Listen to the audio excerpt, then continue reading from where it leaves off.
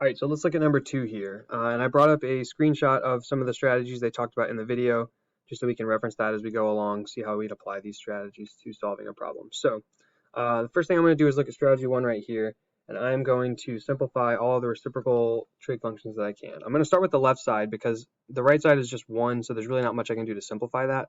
So I'm going to work on trying to, excuse that, I'm going to work on trying to simplify the left side and see if we can't get it equal to 1.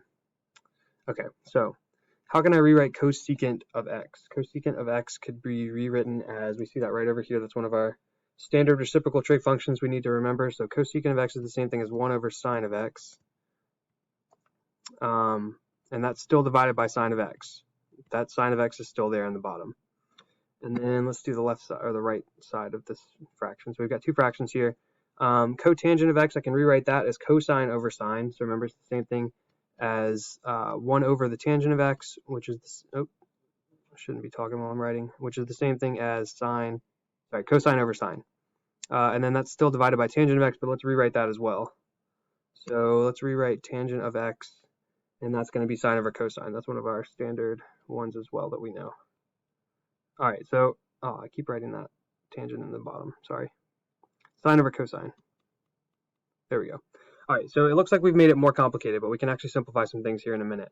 So let's look at this blue fraction first. So the blue fraction on the left here, we've got 1 over sine divided by sine. Well, let's remember that we can rewrite this. So this is the same thing as 1 divided by sine divided by sine.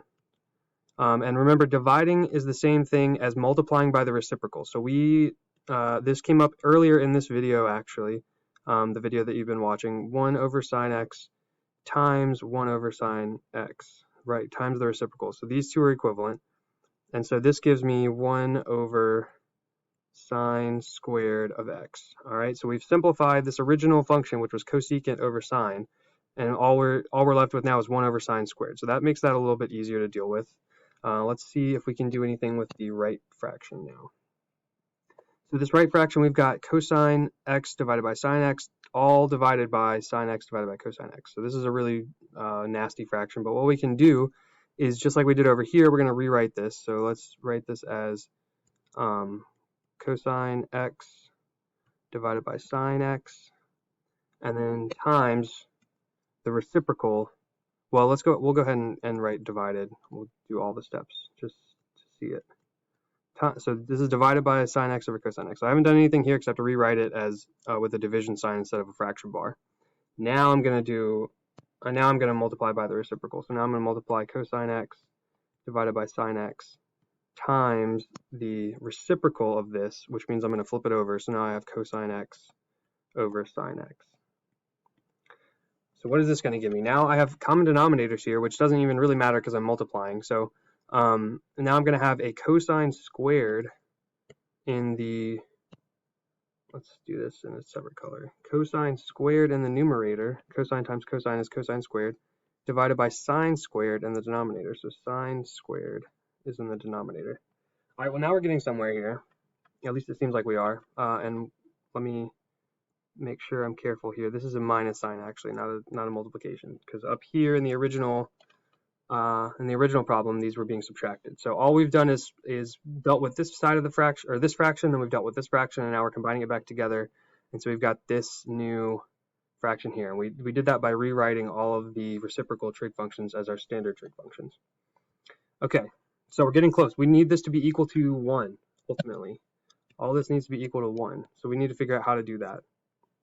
Well, let's look at what we've got here. So since we're subtracting these and they have common denominators, we can rewrite this as 1 minus cosine squared of x all over sine squared of x. Okay, and then how do we get this to be equal to 1? Well, let's look back at our Pythagorean identities. Do we have those? Yeah, so those are right here, our Pythagorean identities. So if we've got sine squared plus cosine squared is equal to 1.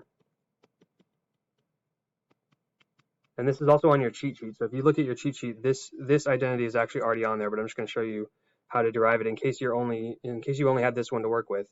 We could rearrange this and say, okay, well, what is 1 minus cosine squared then? So if I subtract cosine squared from both sides, then I'll get sine squared is equal to 1 minus cosine squared. All I did was subtract cosine squared from both sides. And so this right here is this right here. So all I'm going to do is substitute the sine squared x into there. And so that's going to give me sine squared x over sine squared x is equal to 1. Anything divided by itself is 1, so we got 1 equals 1. And that is our proof. We just verified that identity. Thank you, Governor Cooper. All right, so that's number 2. So I hope you were able to get there on your own, but if you weren't, here's a worked out way to do it. Remember to follow these strategies and just start doing things. Sometimes you just gotta start trying something and seeing if you can ever get here. I know that you might be looking at this and you're like, I would never have known how to get from right here all the way down to here. And the honest truth is sometimes you just have to practice it. Sometimes you just got to do a lot of these and see some of the strategies and get more comfortable with them.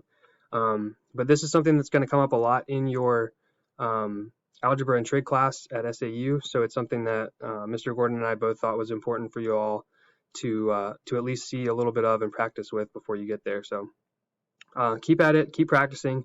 And I'm going to work through number 3 next. So you can go ahead and move on and try number 3.